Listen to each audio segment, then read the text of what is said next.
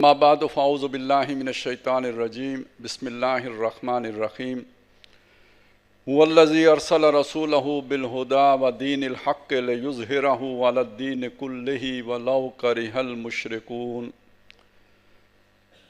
یا ایہا الذین آمنوا هل ادلکم علی تجارۃ تنجیکم من عذاب علیم تؤمنون باللہ ورسولہ وتجاہدون فی سبیل اللہ باموالکم وانفسکم ذالکم خیر لکم ان کنتم تعلمون صدق اللہ العظیم رب اشرح لی صدری ویسر لی امری واحلل عقدۃ من لسانی یفقہوا قولی آمین یا رب العالمین۔ اس سالانہ اجتماع میں جو دوست احباب بھائی بزرگ دور و دراز سے شد رحال کر کے شرکت کے لیے تشریف لائے ہیں، ان سب کو میرا سلام عرض ہے۔ میں اللہ تعالیٰ کا بھی شکر گزار ہوں اور آپ سب ساتھیوں کا بھی شکر گزار ہوں کہ ہماری یہ محفل، اس کا یہ رنگ جم گیا ہے، جس کے لیے ہم نے جو عنوان مقرر کیا ہے، جس کی وضاحت کے لیے میں آپ کے سامنے کھڑا ہوں، اس کا ایک خاص پس منظر ہے۔ جو لوگ ڈاکٹر اسرار احمد رحمۃ اللہ علیہ سے واقف ہیں تو ان کی ایک کتاب کا عنوان ہے بر عظیم پاک و ہند میں اسلام کے انقلابی فکر کی تجدید و تعمیل اور اس سے انحراف کی راہیں۔ تجدید کے لفظ میں اس چیز کی طرف اشارہ کیا گیا ہے کہ ایک سوچ تھی، ایک نظریہ تھا، اسلام کا ایک جوہر تھا جو نگاہوں سے اوجھل ہو گیا تھا، اس کی پھر از سر نو تجدید ہوئی ہے۔ یہ خود ایک تاریخ ہے، میں اس وقت اس میں نہیں جا رہا، میں صرف تجدید کے لفظ کی طرف اشارہ کر رہا ہوں۔ اور تعمیل سے مراد ہے کہ وہ جو نظریہ جس کی علمی طور پر تجدید کی گئی، پھر اس پر عمل درآمد کے لیے کیا کوششیں بر عظیم پاک و ہند میں ہوئی ہیں، یہ دوسرا حصہ ہے اس موضوع کا۔ اور تیسرا حصہ ہے اس سے انحراف کی راہیں، یعنی کچھ لوگ ایسے ہیں کہ جنہوں نے اس تجدید کو قبول کیا، اس پر عمل کے لیے آگے بڑھے اور پھر منحرف ہو گئے، پھر ہٹ گئے، پھر پیچھے ہٹ گئے۔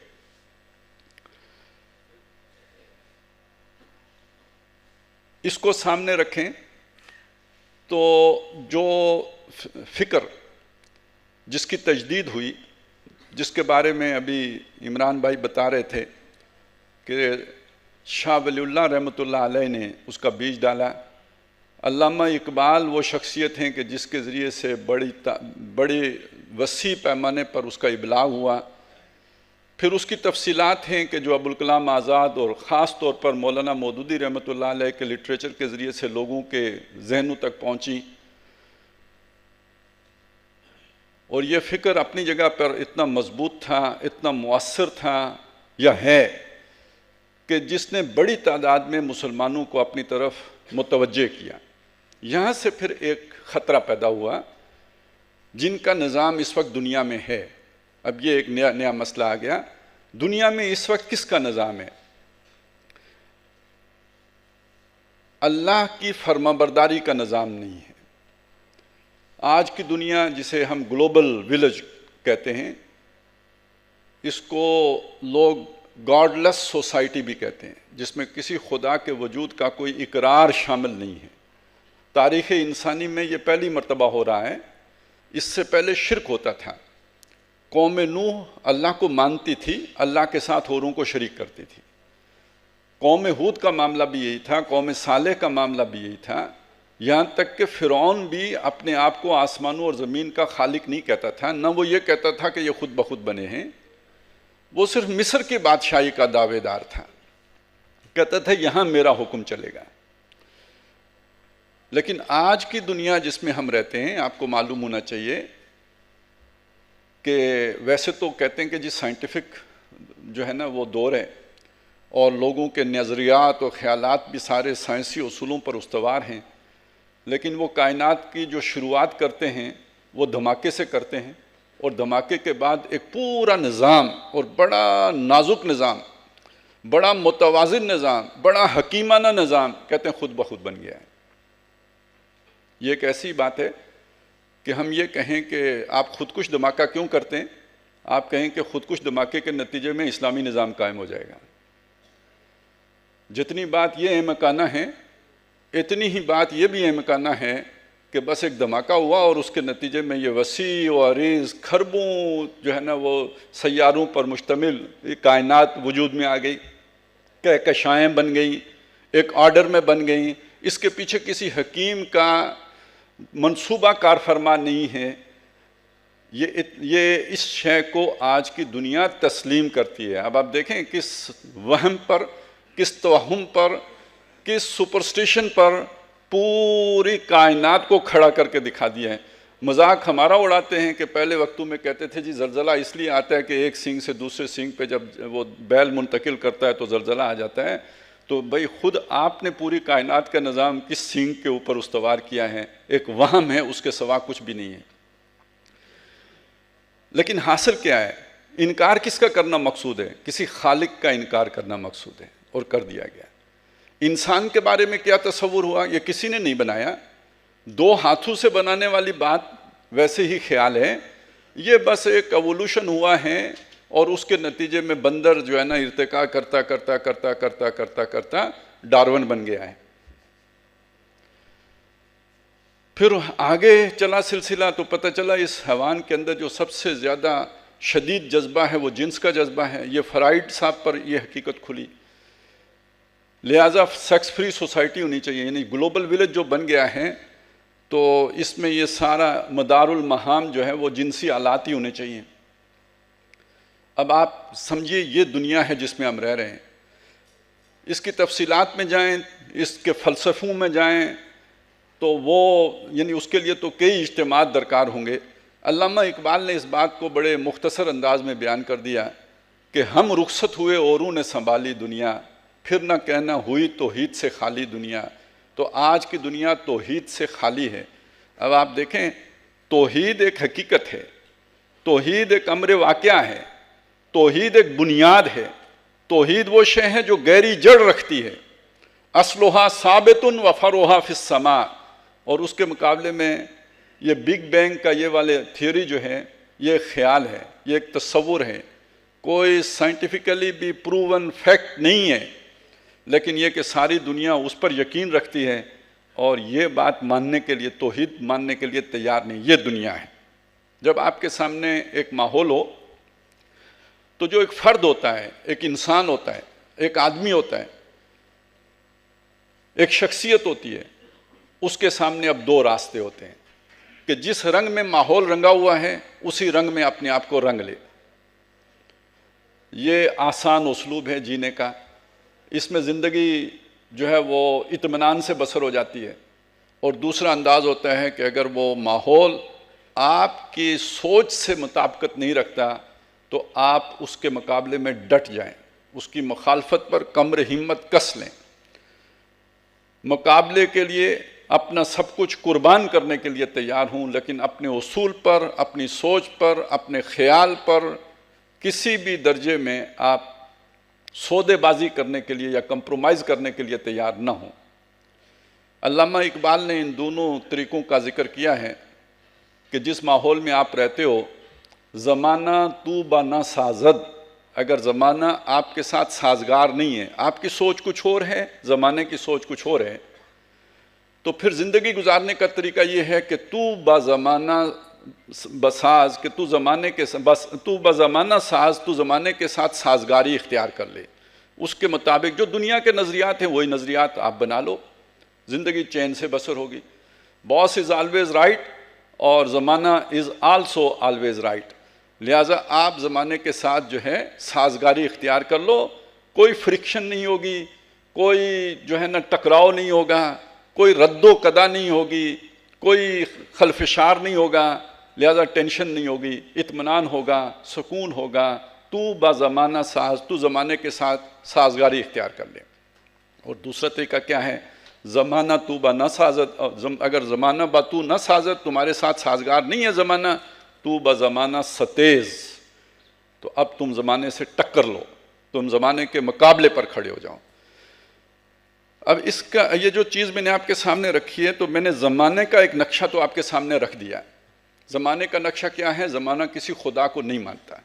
زمانے کا نقشہ کیا ہے؟ یہ سیکس فری سوسائٹی بنانے کی طرف، بلکہ اب پتہ نہیں کیا فری بنانے کی طرف جا رہا ہے، حیوان بنانے کی طرف جا رہا ہے۔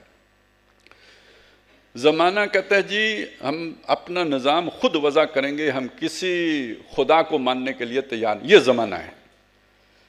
اب آپ دیکھیں، میں اور آپ اپنی جگہ پہ، لیکن مسلم ورلڈ کو بھی دیکھیں، جو 58 ہمارے مسلمان ممالک ہیں، تمام حکومتوں نے اس اصول کے ساتھ سازگاری اختیار کر لی، سروائیو کر لیں، سازگاری اختیار کر لی، امدادیں لے رہے ہیں، سازگاری اختیار کر لی، دورے کر رہے ہیں، آ بھی رہے ہیں، جا بھی رہے ہیں، تعلقات بن رہے ہیں، زمانہ سب ساتھ مل کے چل رہا ہے۔ تو اسی زمانے کے ساتھ ہم آہنگی اختیار کر لی۔ تو پیش ما یک عالم فرسودہ است، میرے سامنے ایک تباہ برباد فرسودہ جہان ہے، اور ملت اندر آغوش او آسودہ ہست، اور ہماری ملت اسلامیہ اس کے اندر آرام سے ہے، چین سے۔ یہ آرام، یہ چین، اس کو ڈسٹرب کیا اس سوچ نے، اس فکر نے، اس نعرے نے، توحید کے اس تصور نے، جس کی تجدید کا ذکر ڈاکٹر اسرار احمد کر رہے ہیں کہ بر صغیر میں اس کی تجدید ہوئی ہے۔ جب یہ فکر پھیلی ہے تو زمانے کے اندر ایک ارتعاش پیدا ہوا کہ اس فکر کے اندر اتنا پوٹینشل ہے کہ یہ جو ہم نے توہمات کا تار و پود بنایا ہے، یہ اس کو بکھیر سکتی ہے۔ یہ جو ہم نے شیش محل بنایا ہے، اسے چکنا چور کر سکتی ہے۔ یہ ہم نے جو یہ سجایا ہے فریب کا ماحول، اس کے اندر جو ہے یہ تباہی لا سکتی ہے۔ لہٰذا اس فکر کو برداشت نہ کرنے کا فیصلہ ہوا، اور خاص طور پر آپ کو معلوم ہے، یہ آج کی بات نہیں ہے، یہ بہت پرانی بات ہے۔ علامہ اقبال نے اس کی طرف اشارہ کر دیا تھا کہ شیطان کو اگر کوئی خطرہ ہے تو اس دین کی ان تعلیمات سے خطرہ ہے۔ اور 50s میں ان کے ایک بہت، یعنی برطانیہ کا ایک بڑا مورخ ہے ٹائن بی، اس نے یہ ذکر کر دیا تھا کہ ہمارا نظام، اس وقت ان کا نظام جو ہے وہ جو اب بھی ہے کیپٹلزم، اس کو جو تھریٹ فیل ہو رہی تھی وہ کمیونزم سے ہو رہی تھی، تو اس نے یہ بتایا تھا کہ کمیونزم ہمارے لیے خطرہ نہیں ہے، بلکہ اصل خطرہ جو ہے ہمارے لیے وہ اسلام ہے۔ اور ساتھ ایک پیشن گوئی بھی کی تھی کہ 21ویں صدی کا جو ہے نا، وہ 21ویں صدی اسلام کی صدی ہوگی۔ یہ اس نے اپنا خیال پیش کیا تھا۔ جو بھی اس نے تاریخ سے سیکھا، اس کے نتیجے میں ظاہر ہے اسے الہام تو نہیں ہوا، ظاہر ہے وہ قرآن مجید کی بنیاد پر یا احادیث کی بنیاد پر یہ بات نہیں کہہ رہا، وہ تاریخ کے رخ کو دیکھ کر یہ بات کہہ رہا ہے کہ 21ویں صدی اسلام کی صدی ہوگی۔ لہٰذا خطرہ محسوس ہوا۔ جب خطرہ محسوس ہوا تو اسلام کے اس تصور کو، جسے کہتے ہیں کہ نیزوں پہ رکھ لیا، اپنی سنگینوں پر رکھ لیا، اسلام کے اس تصور کو مٹانے کی ہر ممکن کوشش، ہر ممکن ہتھ کنڈا اور ہر ممکن سازش اس کا آغاز ہو گیا۔ وہ ایک علیحدہ داستان ہے، لیکن میں اس وقت صرف یہ آپ کے سامنے رکھنا چاہتا ہوں کہ ہمارے ہاں مولانا مودودی رحمۃ اللہ علیہ کی زندگی میں ایک شخصیت پیدا ہوئے، مولانا وحید الدین خان۔ ان کی جو بھی ہم کتابوں کا، یا جو بھی خاص طور پہ جو تعبیر کی غلطی، ان کی کتاب بہت مشہور ہوئی۔ جب اس کو ہم دیکھتے ہیں تو ہمیں یہ محسوس ہوتا ہے کہ فکر سے زیادہ کوئی پرسنالٹی کلیش تھا، واللہ عالم، ہو سکتا ہے ہمارا پرسپشن ٹھیک نہ ہو، لیکن محسوس ایسا ہوتا ہے۔ البتہ یہ کہ بعد میں بہت سے لوگوں نے ان کی اس کتاب کو بہت مارکۃ الآراء کتاب قرار دیا، اور اس کی بنیاد پر وہ انحراف کی راہوں کا رستہ کھلا، جواز ملا۔ ہوتا ہے نا، آپ نے کوئی ایک رخ اختیار کرنا ہو تو اس کے لیے کوئی نہ کوئی جواز چاہیے ہوتا ہے، کوئی نہ کوئی اس کے لیے جو ہے نا وہ دلیل چاہیے ہوتی ہے، کوئی آرگومنٹ چاہیے ہوتا ہے۔ تو جو بھی اس لائن پر چلے، جب وہ اس لائن سے انحراف کرتا ہے تو اس کو جو جائے پناہ ملتی ہے وہ اسے ملتی ہے یہ والی کتاب، تعبیر کی غلطی۔ اور ان کے وہ تو انڈیا میں تھے، پاکستان میں اس سوچ کو لے کے چلنے والی جو شخصیت ہیں وہ علامہ جاوید احمد غامدی ہیں۔ پھر جب 9/11 ہو گیا تو 9/11 کے بعد پوری شدت کے ساتھ اس فکر کی مخالفت شروع ہوئی، اور یہ سب سے پہلے پاکستان والا فلسفہ لے کے آئے پرویز مشرف صاحب، اور اس فکر کے خلاف جو لوگ کام کر رہے تھے، اس انقلابی فکر کے خلاف، ان کو سہولتیں میسر آنا شروع ہوئیں ابلاغ کی، انہیں ٹی وی چینلز پہ موقع ملے، انہیں مختلف فورمز پہ جا کے فیسیلیٹیٹ کیا گیا کہ وہ اپنی بات جو ہے شد و مد کے ساتھ رکھیں، اس کے لیے مختلف جو بھی طریقے ہوتے ہیں ابلاغ کے وہ سارے اختیار کیے گئے۔ لہذا ہمارے دور میں یہ کاؤنٹر نیریٹو جو ہے گاندھی صاحب جو لے کے آئے، اس کو بڑا فروغ حاصل ہوا۔ مؤثر ہوا یا نہیں ہوا اس کو چھوڑ دیجئے، میں یہ کہہ رہا ہوں فروغ حاصل ہوا، پھیلا، اور اس کافی بڑی جسے کہتے ہیں وسیع حلقے میں انہیں ابلاغ کا موقع مل گیا، ان کی رسائی ہو گئی۔ پچھلے دنوں ایک رپورٹ چھپی باہر کی دنیا میں، لیکن یہ کہ وہ چھاپنے والے، جو بنانے والے، اسے پروڈیوس کرنے والے وہ ہمارے ہی لوگ تھے، مسلمان تھے۔ ایک انسٹیٹیوٹ بنایا تھا جو ایک وزیر اعظم رہے ہیں برطانیہ کے، ٹونی بلیئر، اور انہوں نے وہ انسٹیٹیوٹ بنایا، اس میں مسلمان سکالرز جمع کیے، تو انہوں نے یہ جو سیاسی اسلام ہے، یہ تجدید والا اسلام ہے جسے ہم نے کہا تجدید ہوئی ہے، اس کو وہ اب کہتے ہیں پولیٹیکل اسلام۔ تو یہ جو پولیٹیکل اسلام ہے، اس کے رد میں ایک باقاعدہ وہاں پہ بیٹھ کے بہت سے دانشوروں نے بیٹھ کے ایک رپورٹ مرتب کی۔ اس کے جواب میں ہمارے ساتھ شریک ہیں ڈاکٹر تسنیم صاحب کراچی سے، تو انہوں نے اس کے ایک جواب بھی لکھا، وہ ترجمان القرآن میں شائع بھی ہوا۔ لیکن یہ کہ ہم نے اپنے اس اجتماع کا تھیم یہ اس لیے بنایا کہ یہ ذہن میں رکھیے کہ ہوتا کیا ہے۔ ہوتا یہ ہے کہ جب آپ اس فکر کے ساتھ چلتے ہیں تو زمانہ آپ کے ساتھ سازگار نہیں ہوتا۔ جب آپ اس فکر کے ساتھ چلتے ہیں تو آپ کی دنیا سکڑتی ہے، تنگ ہوتی ہے، آپ پھل پھول نہیں سکتے۔ اب پھلنے پھولنے کی خواہش میرے اندر بھی ہے، پھلنے پھولنے کی خواہش ہر انسان کے اندر ہوتی ہے، اور ایک اور خواہش بھی ہوتی ہے، امن کی خواہش۔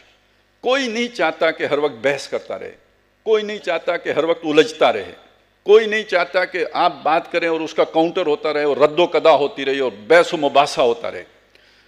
یہ چیز یعنی انسان کمفرٹ چاہتا ہے، اور کمفرٹ اس میں ہے کہ جو بات میں کروں وہ آپ مان لیں، یا اگر میری بات آپ نہیں مانتے تو میں آپ کی مان لوں۔ ہمارے درمیان یہ جو رد و قدا ہے یہ نہ ہو، یہ جو تلخیاں ہیں یہ نہ پیدا ہوں۔ ہر شخص کے اندر یہ خواہش ہوتی ہے، لیکن اس کے لیے اگر آپ سچ پر کھڑے ہیں، اگر آپ حق پر کھڑے ہیں، اگر آپ وہ بات کر رہے ہیں جو حق ہے، تو پھر یہ رد و قدا برداشت کرنی پڑتی ہے، پھر یہ الجھنا گوارا کرنا پڑتا ہے، پھر یہ ناراضگیاں مول لینی پڑتی ہیں، پھر یہ دنیا کا سکڑنا برداشت کرنا پڑتا ہے۔ بندہ کب تک برداشت کرے، کب تک جھیلے، کب تک صبر کرے؟ کبھی نہ کبھی تو دل امن کی آشا کی طرف متوجہ ہوتا ہی ہے، آمادہ ہوتا ہی ہے، اس کی طرف رجحان پیدا ہی ہوتا ہے۔ اس لیے اہل حق دعا کرتے رہتے ہیں، ربنا لا تزغ قلوبنا بعد اذ ہدیتنا وہب لنا من لدنک رحمہ انک انت الوہاب۔ اے ہمارے رب، جو تو نے ہمیں یہ ہدایت دے دی ہے، ہمارے اندر بھی رجحان واپس ادھر جانے کا ہے۔ اے اللہ، ہمارے دل کو کج نہ کر دیجیو بعد اس کے کہ تو نے ہمیں ہدایت دے دی ہے۔ تو کجی کی طرف مائل ہوگا، انحراف کی طرف دل جانا چاہے گا۔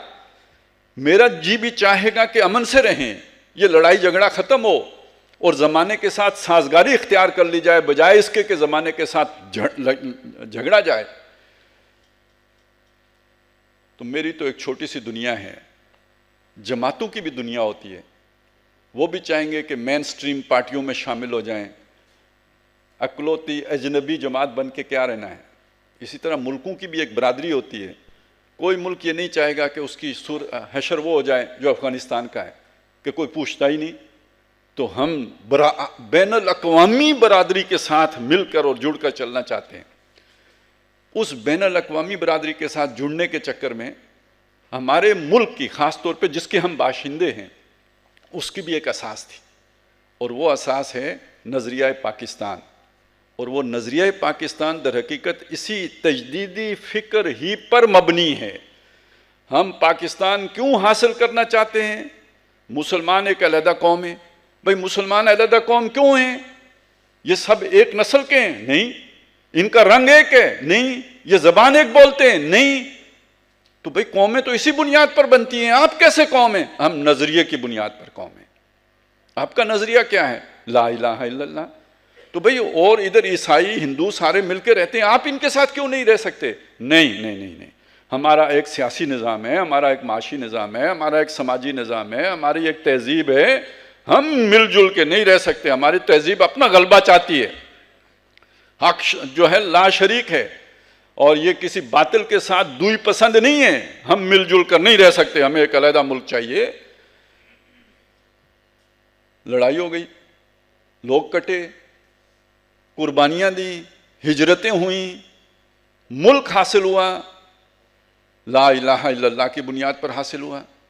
ہم پاکستان اس لیے حاصل کرنا چاہتے ہیں کہ دنیا کو اسلام کے اصول حریت و اخوت و مساوات کی جھلک دکھانا چاہتے ہیں۔ یہ سیاسی اسلام ہے یا نہیں ہے؟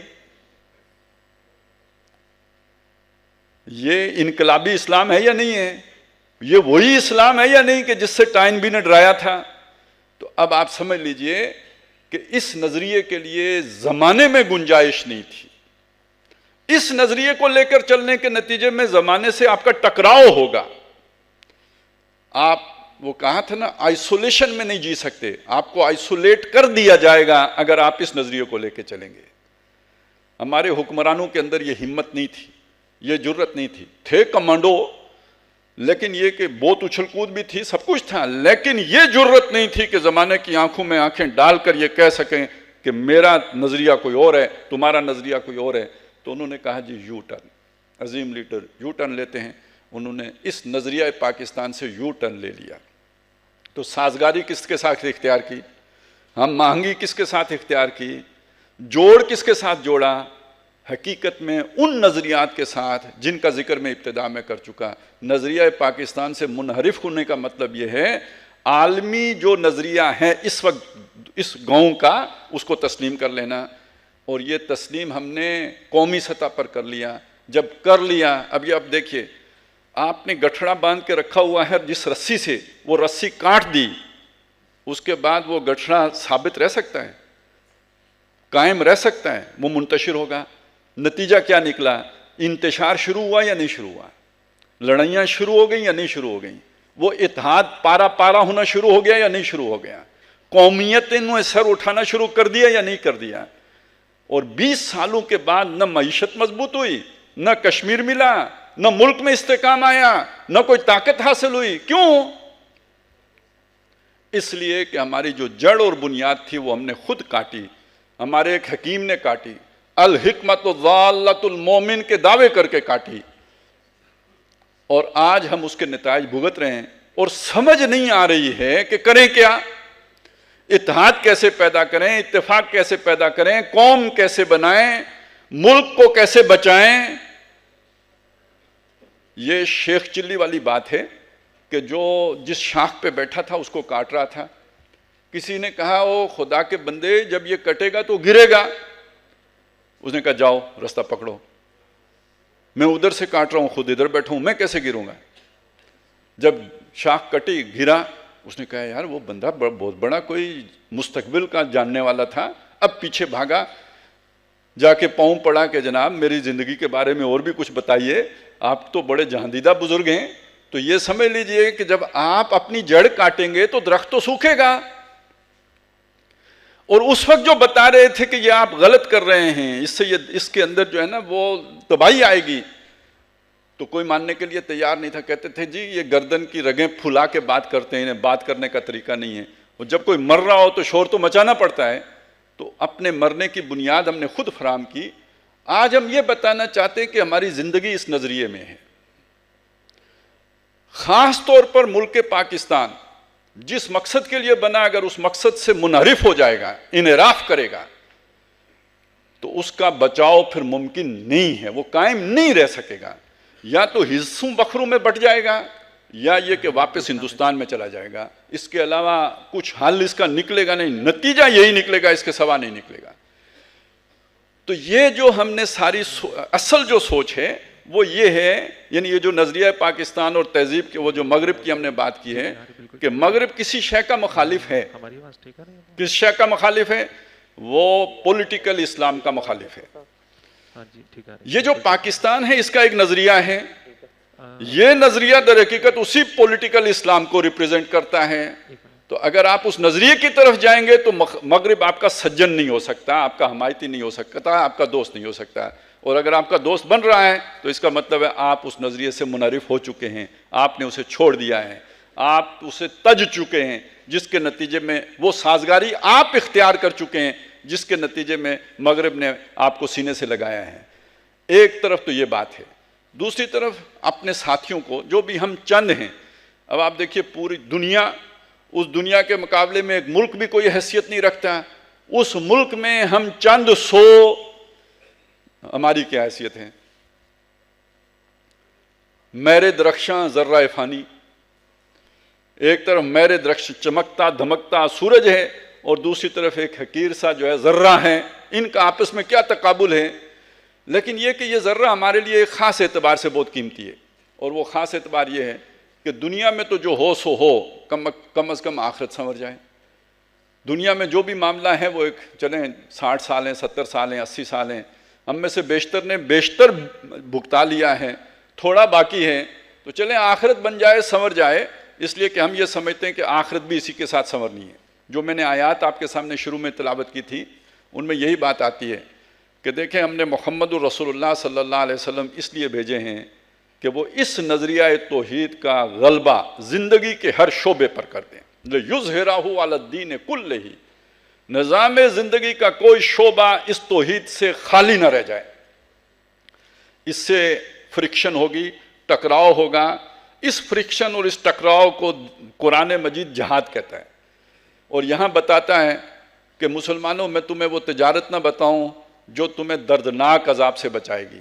یعنی یہ تجارت کیے بغیر مسلمان آخرت کے دردناک عذاب سے نہیں بچ سکتے. هل ادلکم علی تجارت تنجیکم من عذاب علیم تؤمنون باللہ ورسولہ، اللہ اور رسول پر ایمان رکھو، دل و جان سے یقین رکھو ان کا.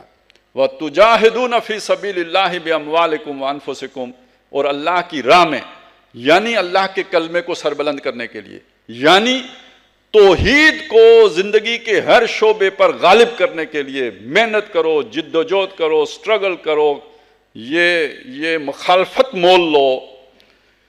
اور اس میں اگر مال جاتا ہے تو اس کی قربانی دو، جان جاتی ہے تو اس کی قربانی دو.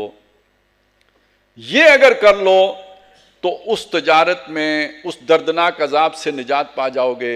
وگرنہ اگر یہ تجارت نہ کر سکے تو دردناک عذاب سے نجات نہیں پا سکو گے. تو آخرت کا بچاؤ در حقیقت یہ قربانی دینے میں مضمر ہے.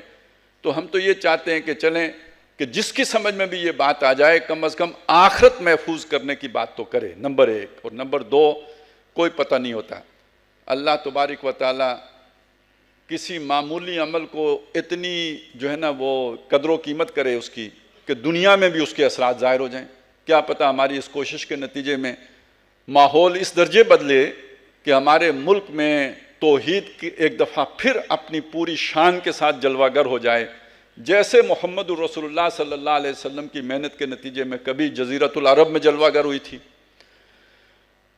ہمیں اس کی بھی امید ہے اور اس کی بھی خبریں ہیں. تو جو ایک چیز جو سمجھانے کی تھی وہ یہ تھی کہ ہمارا اس نظریے کے اوپر اعتماد قائم ہو جائے. اس کے لیے یہ بتانا ضروری ہے کہ یہ کوئی ہم نے اچانک کہیں سے بات سیکھی ہوئی باتیں نہیں ہیں. یہ ہمارے یعنی اپنے مطالعے کا حاصل نہیں ہے. اس کی ایک بیک گراؤنڈ ہے، اس کا ایک پس منظر ہے، اس کی ایک تاریخ ہے. اصلاً یہ جناب محمد الرسول اللہ صلی اللہ علیہ وسلم سے یہ بات شروع ہوئی ہے، لیکن یہ کہ بیچ میں بہت بڑا گیپ آ گیا اور پھر اس کی تجدید شاہ ولی اللہ نے کی ہے. اور اس کے بعد مختلف لوگوں کی محنت کے نتیجے میں یہ اتنی مؤثر آواز بنی ہے کہ دنیا اس کے بارے میں پریشان ہوئی ہے. اور جس کتاب کو ہم نے اس تھیم کی بنیاد بنایا ہے، مولانا مودودی رحمۃ اللہ علیہ کی کتاب، قرآن مجید کی 4 بنیادی اصطلاحیں. یہ 4 اصطلاحیں ہیں. ایک اصطلاح ہے الہ، ایک اصطلاح ہے رب، ایک اصطلاح ہے دین، اور ایک اصطلاح ہے عبادت. اب اس کے بارے میں یہ بات جان لیجئے کہ جب ہم اصطلاح کا لفظ استعمال کرتے ہیں تو اس کا مطلب یہ ہوتا ہے کہ یہ کوئی لفظ نہیں ہے، اس لفظ کے اندر ایک پورا مفہوم ہے، جس مفہوم کو کسی تعریف یعنی کسی کوئی ڈیفائن کرنا پڑے گا، اس کی ڈیفینیشن کرنی پڑے گی۔ جب کسی بھی کتاب میں بطور اصطلاح کوئی لفظ آتا ہے تو عام طور پر کتاب کے شروع میں اس کی ڈیفینیشن پہلے کر دی جاتی ہے۔ آپ اگر فرض کریں کوئی پولیٹیکل سائنس کا مطالعہ کریں تو سب سے پہلے اقتدار اعلیٰ کا لفظ آ جائے گا، پھر خود مختاری کا لفظ آ جائے گا، پھر اس کی ڈیفینیشنیں آ جائیں گی، اس کے بعد آگے وہ الفاظ آئیں گے تو آپ کو پتہ ہوگا کہ اس کا مفہوم کیا ہے۔ قرآن مجید جب اپنی کوئی اصطلاح پیش کرتا ہے تو وہ اس طرح ڈیفائن نہیں کرتا، وہ اس کے مختلف معنی بیان کر دیتا ہے۔ اب یہ ایک عالم کا کام ہے، اسکالر کا کام ہے کہ وہ تمام معنی سامنے رکھ کر قرآن مجید کے اس اصطلاح کا مفہوم اخذ کرے۔ اور ایک اصطلاح آپ نے سنی ہوگی، جامع و معنی تعریف۔ جامع و معنی تعریف کیا ہوتی ہے کہ جب آپ وہ ڈیفائن کر رہے ہوں اس اصطلاح کو تو اس میں جامعیت کا مطلب یہ ہوتا ہے کہ جتنے معنی بیان کیے گئے ہیں وہ سارے اس کے اندر آ گئے ہوں۔ اب یہ نقطہ نوٹ کریں گے تو آگے والی بحث آپ سمجھیں گے۔ قرآن مجید نے فرض کریں لفظ الہ بولا ہے، آپ نے اس کی ایک تعریف کی ہے، لیکن کسی ایک آیت میں اس کا جو مفہوم آیا ہے وہ بیان کرنے سے رہ گیا، اس تعریف میں وہ سمویا نہیں گیا، تو اس کا مطلب یہ ہوگا کہ آپ کی تعریف جامع تعریف نہیں ہے، ناقص تعریف ہے۔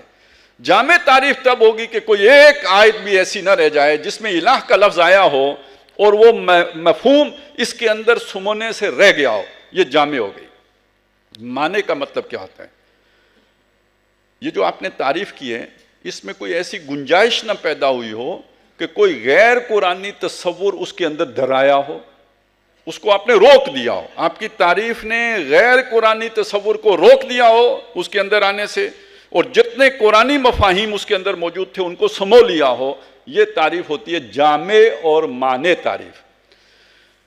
اب یہ جو ساری بحث کھڑی کی گئی ہے، جیسے میں نے عرض کیا مولانا مودودی رحمۃ اللہ علیہ کی یہ کتاب ہے، قرآن مجید کی 4 بنیادی اصطلاحیں۔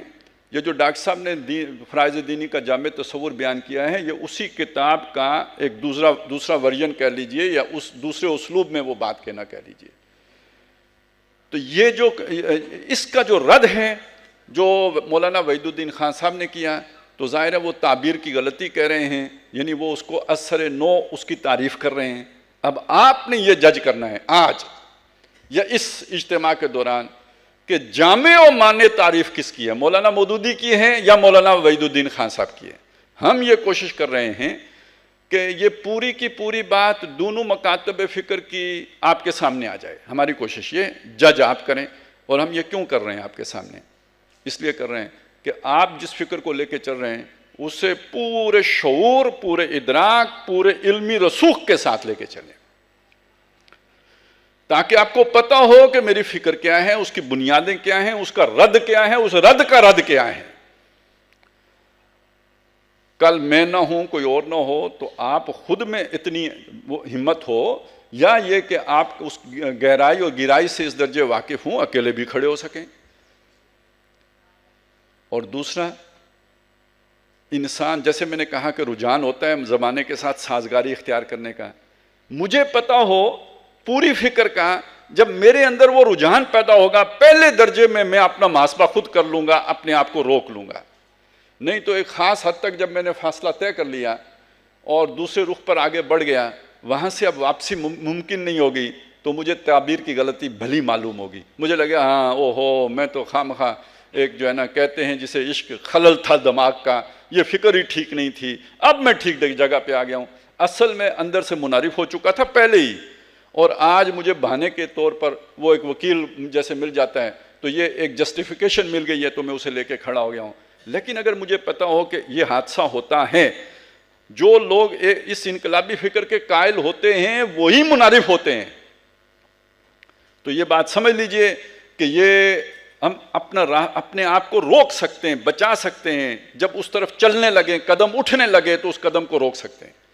آخری بات کہہ کے بات ختم کر رہا ہوں کہ یہ جو قرآن مجید میں نفاق کا مضمون آیا ہے، منافقت کا، اور ان المنافقین فی الدرک الاسفل من النار جو کہا گیا ہے، تو یہ بات سمجھ لیجئے کہ قرآن مجید جس نفاق کو بیان کیا ہے وہ اسی معاشرے میں پیدا ہوتا ہے جس میں یہ انقلابی فکر موجود ہو، اقامت دین کا تصور موجود ہو۔ ایک جامد ماحول، اس کے اندر نفاق نہیں پیدا ہوتا، کفر ہو سکتا ہے، نفاق نہیں ہوگا۔ نفاق اسی ماحول میں پیدا ہوگا جہاں کشاکش اور کشمکش ہے۔ جس بندے کو وہ چلیں ڈاکٹر صاحب کی یہ بات بھی بتا دوں، ڈاکٹر صاحب نے ایمان کے حوالے سے ایک ذرا بات ایسی بھی کی ہے جس پر لوگوں نے تنازع بھی کھڑا کیا ہے۔ ایک طرف ایمان ہے، ایک طرف کفر ہے، یہ ظاہر ہے۔ باطن میں دل کی کیفیت، ایک طرف ایمان ہے، دوسری طرف کفر ہے۔ دل میں اگر دوسری طرف کفر ہوگا تو یہ کفر نفاق کی صورت میں ہوگا، کیونکہ اوپر اسلام کا کلمہ موجود ہے، بندے کو وہ اشہد ان لا الہ الا اللہ پڑھ رہا ہے، لیکن دل کی کیفیت اگر کفر والی ہے تو اسے نفاق کہیں گے۔ پھر وہ یہ بات کہتے ہیں کہ ایک زیرو لیول بھی ہوتا ہے، نہ ایمان کی طرف ہے دل، نہ کفر کی طرف ہے۔ یہ زیرو لیول اسی معاشرے میں ہوتا ہے جہاں پہ اقامت دین کی دعوت نہ ہو، جہاں پر بات سمجھ میں نہ آئی ہو۔ جب بات سمجھ میں آ چکی ہو، جس بندے کو سمجھ آ چکی ہو کہ کرنے کا کام یہ ہے، اقامت دین کو وہ مان چکا ہو، اس کے بعد یہ زیرو والی کیفیت نہیں ہوتی، یا ایمان کی کیفیت ہوگی، اور ایمان کی کیفیت ہوگی تو اقامت دین کے لیے قربانی ہوگی، کوشش ہوگی، محنت ہوگی، جدوجہد ہوگی۔ اور دوسری صورت نفاق کی ہے۔ زیرو یہاں پہ نہیں ہے، زیرو اس معاشرے کے لیے ہے کہ جہاں پر یا اس بندے کے لیے ہے جس پر اقامت دین کبھی اس کا واقفیت نہ ہوئی ہو۔ تو اب یہ خطرہ نفاق کا سب سے زیادہ کس کو ہے؟ جس کو ابھی اقامت دین کی سمجھ نہیں آئی؟ نہیں، اس کو نہیں ہے۔ جس کو اقامت دین کی سمجھ آ گئی ہے اس کو سب سے زیادہ خطرہ ہے۔ لہٰذا ہم نے یہ چیز اس لیے بھی شامل کی ہے کہ اس کو پوری طرح سمجھیں، کہ کہیں ایسا نہ ہو کہ مغالطے میں ہم نفاق کی راہوں پہ چل پڑیں اور ہمیں احساس بھی نہ ہو۔ تو ہم اپنی ضرورت کے لیے بھی یہ کام کر رہے ہیں، جو یہ پورا اجتماع ہم نے رکھا ہے۔ مولانا مودودی کی کتاب کو اس لیے بنیاد بنایا ہے کہ وہی بنیاد ہے، باقی ساری فکر در حقیقت اسی کے اوپر کھڑی ہے۔ اور اس کا رد کیوں آپ کے سامنے رکھ لیں؟ پہلے وہ رد سامنے رکھ رہے ہیں تاکہ اس کے مقابل جو دلائل دیے جا رہے ہیں وہ بھی آپ کے سامنے ہوں۔ تو ابھی اس کے بعد انشاءاللہ تعالیٰ وہ جو جیسے بتایا عمران بھائی نے، غامدی صاحب کے جو ریپریزنٹیٹیوز ہیں وہ جو ہے اپنے خیالات پیش کریں گے۔ ان کے سامنے سوال کا جو موقع ہوگا وہ ان کا کاؤنٹر کرنے کے لیے نہیں ہوگا۔ یہ اب آپ نے باشعور ہونے کا اور میچور ہونے کا ثبوت دینا ہے۔ ان کا رد کرنے کے لیے سوال، ان کی بات سمجھیں وہ کیا کہہ رہے ہیں۔ رد ہم کریں گے، وہ ہمارا کام ہے، ان کا کام نہیں ہے۔ ہم ان سے سمجھیں گے وہ کہنا کیا چاہتے ہیں، تاکہ کل کو یہ نہ کہے کہ ان کی بات کو ہم نے غلط طور پر بیان کیا۔ وہ خود بیان کریں وہ کیا کہہ رہے ہیں۔ اور پھر چونکہ وہ جو دوسری جو کتاب ہے تعبیر کی غلطی، اس پر ہمارے ساتھی ہیں یاسر بھائی، وہ تیاری کر کے آئیں، وہ پیش کریں گے۔ پھر ہم ایک ایک اصطلاح کو لے کے آگے چلیں گے۔ اللہ تعالی ہمیں جو ہے اس میں کامیاب فرمائے، اور جس مقصد کے لیے ہم نے یہ سارا اہتمام کیا ہے وہ مقصد ہمیں حاصل ہو، اور ہمارے ساتھیوں کے ذہنوں میں یہ تمام دلائل جو ہیں وہ پوری طرح آشکار ہو جائیں اور انہیں ازبر ہو جائیں۔ اقول قولی ھذا واستغفر اللہ لی ولکم ولسائر المسلمین والمسلمات۔